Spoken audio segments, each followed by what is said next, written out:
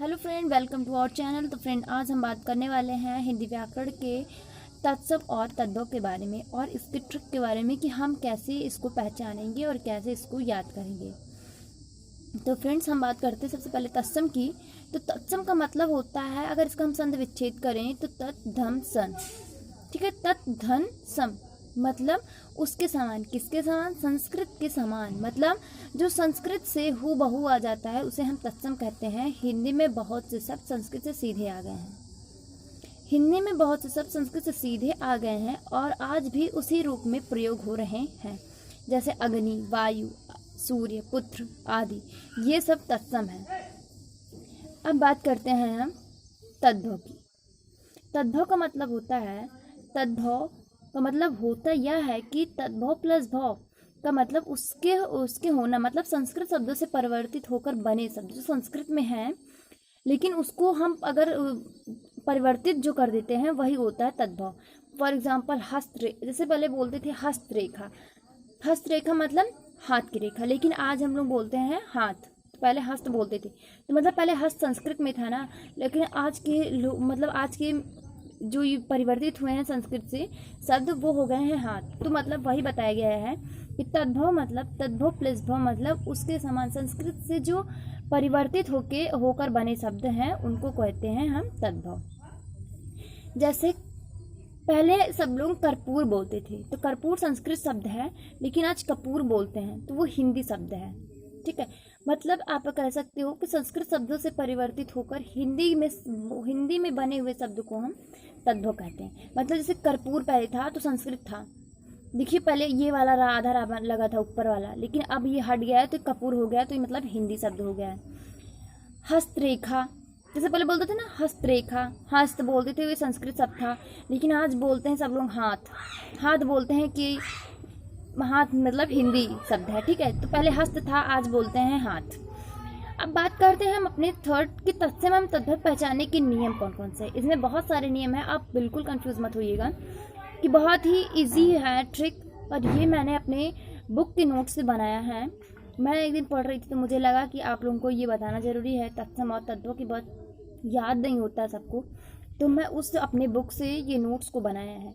तो नियम नंबर 1, तत्सम और तद्भव पहचानने के नियम नंबर 1, अगर जो क्षत्रिय वाला सा का प्रयोग होगा, ठीक है, क्षत्रिय वाला सा का प्रयोग प्राय तत्सम होगा। ठीक है, तत्सम। अगर ये जो क्षत्रिय वाला सा का अगर प्रयोग होगा तो प्राय तत्सम होगा। अगर जहाँ कहीं भी आप ऐसा कहते हो कि ये वर्ड रहता है, ये तत्सम, ये तद्भव, ये तत्सम, ये तद्भव, ये तत्सम, ऐसा नहीं। जो क्षत्रिय वाला सा रहेगा, चाहे कहीं भी आ जाएगा, आप आंख बंद करके तत्सम पे लगा देना। ठीक है, ये करेक्ट हो जाएगा 101% श्योर। फ्रेंड्स, अब बात करते हैं हम इसके उदाहरण को देख लेते हैं। देखो फ्रेंड, अगर ये टूटेगा छत, तो ये खा में होगा और छा में होगा। ठीक है, अगर खा और छा कहीं आता है तो वो तद्भव होगा। ठीक है, मतलब अगर देखो, जो क्षत्रिय वाला छा है, अगर ये टूटेगा दो चीज़ों में तो पहला होगा खा, दूसरा होगा क्षत्रिय वाला छा। तो अगर ये दो कहीं आ रहा है, ये दो शब्द, तो आप जान जाइएगा कि ये तद्भव है। ठीक है, ये तद्भव है, और ये आएगा तो ये तत्सम है, और ये दोनों तद्भव है। ठीक है, तो जैसे एग्जांपल देख लेते हैं, क्षीर। देखिए, ये वाला अच्छा आया है क्षीर, तो क्षीर से बना खीर, तो खा आया, तो यानी ये तद्भव है, ये तत्सम है, ये तद्भव। ठीक है, अब बात करते हैं अक्षर। पहले अक्षर बोलते थे, अक्षर अक्षर अक्षर बोलते थे, तो ये वाला स्रा वाला क्षत्रिय ये वाला आता था। अब जो है बोलते हैं अक्षर, आधा चा और छादी के छत्री वाला, तो यानी ये तद्भव है। बात करते परीक्षा। पहले परीक्षा बोलते थे, अब परीक्षा बोलते हैं, यानी छत्री वाला छा लग गया, तो यानी ये तद्भव है। ठीक है, तो फ्रेंड्स देखिए, थोड़ा मिस्टेक हो गया है, आप इसको ऐसे करके आप देख लीजिएगा। ठीक है, और ये क्षेत्र, पहले सब लोग बोलते थे मैं इस क्षेत्र में जा रहा हूँ, लेकिन आज सब लोग बोलते हैं खेत। खा आया ना, तो यानी ये तद्भव है। अगर ये वर्ड कहीं खा और छा आ जाए तो आप आंख बंद करके तत्सम पे तद्भव पे लगा देना। अगर छा आए छतरी वाला, ओ सॉरी, छतरी वाला, तो आप उसे तद्भव मान लेना, ठीक है। जैसे मच्छर, आज बोलते हैं मक्खन, अच्छत, अच्छत ये वाला बोलते हैं, दक्षिण दाहिना, हाँ ये दाहिना से ये वाला आया ना, तो ये तद्भव। अब बात करते हैं नियम नंबर 2 की। प्राय तत्सम में वाह, अगर वाह कहीं आपको दिखे, वाह, ठीक है, आप तत्सम पे तुरंत टिक लगा देना। अगर बा दिखे, बा, जैसे वाह है ये बा, वाह बा, तो वो तद्भव हो जाएगा। क्या हो जाएगा? तद्भव। अगर बा दिखे तो वो तद्भव होगा, वाह रहेगा तो तत्सम। आप बस नियम पढ़ो पढ़ो, आपका तो याद कैसे करेंगे, बस नियम पढ़ो, नियम पढ़ लोगे ना आप लोग, पक्का आप लोग तत्सम तद्भव भूलोगे नहीं। अगर आप नियम पढ़ लिए, अगर ढंग का नियम समझ के पढ़े, तो आपको तत्सम तद्भव का शब्द याद करना नहीं है कि तत्सम ये तद्भव, ये तत्सम ये तद्भव। अब देखते हैं जैसे उदाहरण, जैसे वणिक, ठीक है, वणिक, पहले वणिक बोलते थे, आज सब लोग बनिया बोलते हैं, तो बा आया ना, तो ये तद्भव हो गया, ये तद्भव हो गया। पहले सब लोग वर्षा बोलते थे, आज हम लोग बरसात बोलते, बा आया तद्भव हुआ। वक, बगुला, वर यात्रा, बारात, विवाह, नहीं सॉरी, हाँ विवाह, व्याह, आज हम लोग व्याह बोलते हैं। वानर, बंदर भी बोल सकते हैं, बानर भी बोल सकते हैं, तो बा आया यानी ये तद्भव है। आप अगर कहीं वाह आए तो तत्सम समझना, अगर बा आए तो तद्भव। वत्स, बच्चा, विद्युत, बिजली, पहले तो विद्युत बोलते थे, आज सब बिजली बोलते हैं। अब बात करते हैं नियम नंबर 3। कहीं भी अगर बड़ा शा दिखे तो वो तत्सम समझना, तत्सम पे आंख बंद करके लगा देना। ट्रिक आपको याद करने की जरूरत नहीं, बस नियम याद कर लेना। और अगर छोटा सा दिखे तो तद्भव मानना, ठीक। अब बात करते हैं उदाहरण की। तो फ्रेंड आप ये नियम याद कर लेना, नियम बहुत इंपॉर्टेंट है, ये हर एक पेपर में आ जाता है। नियम अगर आप लोग याद कर लिए ना, तो नियम से ही अगर आप नियम पढ़ लिए तो आपको तत्सम तद्भव भूलेंगे ही नहीं। तत्सम कौन सा, तद्भव कौन सा है। तत्सम देखते हैं और तद्भव देखते हैं कि कौन से इसमें तत्सम होंगे, कौन से तद्भव। जैसे श्यामल, श्यामल का मतलब होता है सांवला, ये देखो सांवला, तो इसमें छोटा वाला सा आया तो यानी ये तद्भव हुआ, इसमें बड़ा वाला सा आया यानी ये तत्सम हुआ। हम इसके 2 भेद हैं, देशज और विदेशज, हम उसको नेक्स्ट लेक्चर में पढ़ाएंगे, लेकिन हम आज पढ़ते हैं ट्रिक वाइज की तत्सम और तद्भव।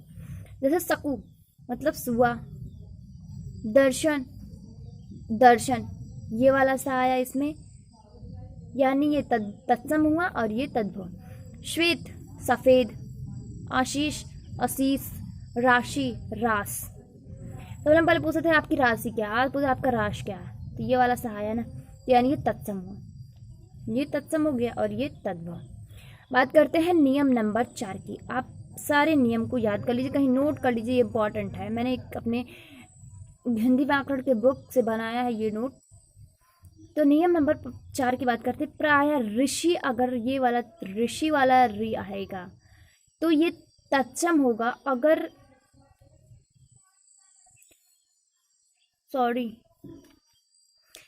ऋषि वाला री और त्रा ये दोनों एक हैं, दोनों एक हैं।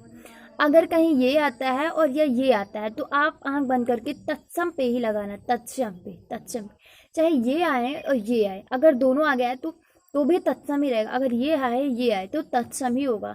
और इसका अगर ये टूटेगा तो ये किस में बदलेगा, रा में, रा में बदलेगा, तो यानी ये तद्भव हुआ, ये तद्भव हो गया, ठीक है, ये तद्भव। अगर ये वाला रा आया तो तद्भव, अगर री और त्रा, री और त्रा आए तो ये तत्सम मानना। आंख बंद करके तत्सम पे टिक लगा देना। एग्जाम्पल हम लोग देखते हैं, उदाहरण रात्रि, ये त्रा आया, रात, ये रा आया, इसमें त्रि आई।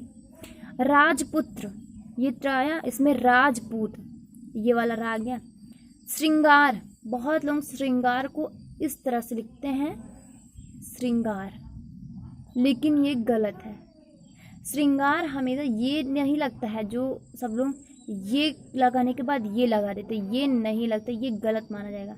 श्रृंगार में सिर्फ ऐसे करके ऐसे लिखा जाता है श्रृंगार, ठीक है, ये करेक्ट है श्रृंगार। तो श्रृंगार का देखिए श्रृंगार, पहले श्रृंगार होता था श्री, आज श्रृंगार हो गया, ठीक है। अब बात करते हैं एक नोट अब बात करते हैं नियम नंबर 5 के। विसर्ग का उपयोग उन्हीं संस्कृत शब्दों में होता है जो हिंदी में उसी रूप से प्रचलित होते हैं। जैसे कि हमने पहले बताया था तत्सम में कि जो संस्कृत से परिवर्तित बने हुए शब्द को हम तत्सम कहते हैं, मतलब जो संस्कृत में है लेकिन आज हम उसे हिंदी में यूज़ करते तो वो हो गया तत्सम। तो वही चीज़ ये भी है, उसके पीछे विसर्ग लगा। ये विसर्ग यही होता है डबल बिंदी। कोई भी चीज़ लिखा है उसके पीछे ये वाला अगर बिंदी लगा तो यानी ये विसर्ग हो गया, ये विसर्ग। तो देखिए पहले कर्पूर, हाँ इसका मतलब अगर लग गया ना तो ये हाँ बोलना लास्ट में, कर्पूर। तो आज हो गया कपूर।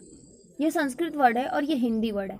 ज्येष्ठ, ज्येष्ठ हा लास्ट में हा लग रहा ना यानी विसर्ग, आज हो गया ज्येष्ठ। ठीक है, तो यही बताया गया नियम नंबर 5 में। विसर्ग का उपयोग उन्हीं हिंदी शब्दों में होता है जो हिंदी में उसी रूप से प्रचलित किए जाते हैं, मतलब उसी रूप से ही बोले जाते हैं। जैसे नोट में अगर ये वाली चंद्र बिंदी लगी, अगर कहीं पे भी चंद्र बिंदी लगी है तो वो तद्भव होगा। अगर सिंगल बिंदी लगी है, सिंगल बिंदी इस टाइप की बिंदी, तो तत्सम होगा। ये नोट है, आप इसे लर्न कर लेना। इम्पॉर्टेंट, मोस्ट इम्पॉर्टेंट ये, अगर चंद्र बिंदी लगेगा तो तद्भव होगा और एक बिंदी रहेगा तो तत्सम होगा। जैसे हम देख लेते हैं उदाहरण, गोदुम। गोदुम का मतलब होता है गेहूं, ये वाली बिंदी लगी यानी ये तद्भव हुआ। ठीक है, मुख, मुख तद्भव। ग्राम, गांव। श्रमु, मुह। व्याघ्रा, व्याघ। भ्रू, भौं। नर्क, नाक। नर्क, नाक। भाद्रपद, भादव। जैसे बोलते नहीं आज सावन है, भादव। आम्र, आम। ठीक है, ये बड़ा, अगर कहीं सिंगल बिंदी लगा, सिंगल बिंदी, तो वो तद्भव होगा। अगर कहीं चंद्र बिंदी लगा तो वो तत्सम होगा। से यहाँ या जहाँ पर भी आए वह तत्सम, जा तद्भव। अगर कहीं या दिखे या तो वो तत्सम होगा, तत्सम। अगर जा दिखे तो वो तद्भव होगा। इसे देखते हैं युग। युग का मतलब होता है जुग, ये तद्भव हुआ, ये तत्सम हुआ। युवा, जवान। अब देखते हैं अगर पिटकट्टा वाला सा बदलेगा तो वो छा में बदलेगा, में छा में और सा में, ये छा में बदलेगा और छोटे वाले सा में, तो जो है वो तद्भव होगा। ठीक है, तो तत्सम देखते हैं, अगर ये वाला सा आया तो ये तत्सम हुआ, अगर ये और छा सा आया तो वो तद्भव होगा। देखते हैं जैसे पष्ठा का मतलब होता है छठा, मतलब ये तत्सम हुआ, ये वाला सा आया, और ये तद्भव मतलब छा आया यानी ये तद्भव। आशीष, ये वाला सा आया, अब हम आशीष देखेंगे तो ये वाला सा आया है। ठीक है, ये वाला सा, तो ये तद्भव हो गया। शिष्य, शिष्य तद्भव हुआ, ये तत्सम हुआ। ठीक है फ्रेंड्स, आई होप आपको समझ में आ गया होगा। तो फ्रेंड्स, अगर आपको समझ में आ गया है तो प्लीज़ लाइक कीजिएगा, शेयर कीजिएगा और चैनल को मेरे सब्सक्राइब कीजिएगा, ताकि हम आपको इसके अगले पार्ट को भेजें तो आप तक ज़रूर पहुँचे। और कमेंट करके शेयर भी कीजिएगा अपने उन फ्रेंड के पास जो ये सब पढ़ना चाहते हैं, क्योंकि उनके पास कैसे पहुँचेगा तो और कैसे पढ़ेंगे वो लोग, उनके पास कैसे नॉलेज होगा। तो प्लीज़ और कमेंट करके बता देना कि मेरा लेक्चर कैसे था, मेरा नोट कैसे था। तो फ्रेंड्स, अगली वीडियो में मिलते हैं, तब तक के लिए धन्यवाद।